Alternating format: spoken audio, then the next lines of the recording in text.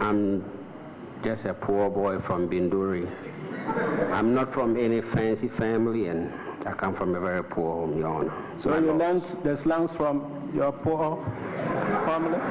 My lords, I've lived in the United States for 14 years, my lords. This is what I suspect. In the United States, you know the law works irrespective of anybody? Yes, my lord. For that, you're very, that's the first thing that anybody who has been to the U.S. for some time cannot miss out from. And you come back here with that experience, instead of trying to help build your country in a better way, you just put it aside. I apologize, my lords, and I take full responsibility for my irresponsible actions. I apologize, my lords.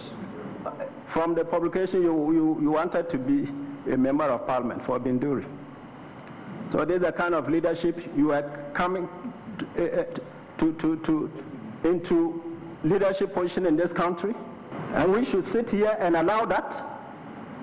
We can be confident that Mr. Atubiga is going to respect what he has said before your lordships about using the platforms to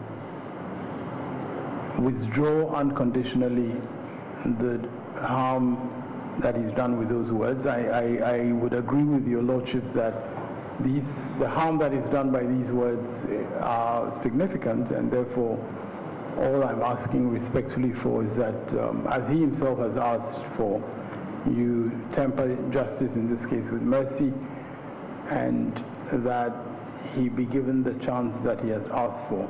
I'd just like to say one small thing, that it does suggest to me that some media houses are also unduly misrepresenting your lordship's intentions, because now we have a situation in which the gentleman says he was not even there on the occasion. There's an attempt to say that he was there on another occasion and said things and so on. And that also, he says, is not true. You can find a comfortable seat. Hello, thank you very much. I appear for Kuranchie. My name is Atubiga.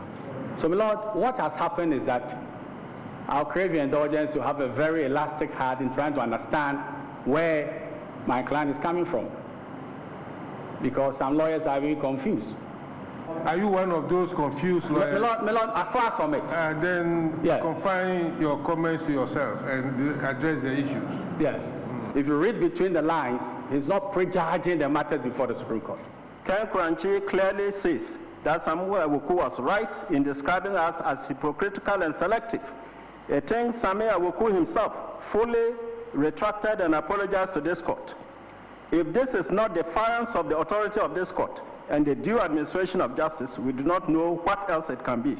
We have no doubt that the said statements are made with intent by him to defy the authority of this court and the due administration of justice. Accordingly, we find him guilty of a criminal contempt of this court and sentence him to 10 days imprisonment. It's a few minutes past 6 o'clock here at the Supreme Court, where we've had yet another eventful day, a really eventful day indeed, beginning with the cross-examination of KPMG and the end of that cross-examination. But the big issue, of course, relating to the contempt issue regarding 3 gentlemen who were summoned to the Supreme Court for perceived comments made on the airwaves, which were deemed to be contemptuous. Stephen Atubiga of the NDC, Kuranchie of the Daily Searchlight newspaper, and Kweku Boahen. Now the judges have clamped down hard on contemptuous statements by slapping a 10-day jail sentence on the managing editor of the Searchlight newspaper, Kuranchie, while also serving a 3-day sentence on Mr. Stephen Atubiga, while a third gentleman, Kweku Boahen, was summarily discharged for wrongful publication. So those are the events here at the Supreme Court, and I'm sure in the next few weeks, events of today will continue to linger on the minds of the public as the days go by. For TV Africa News, this has been Owusu-Ansah reporting here from the Supreme Court.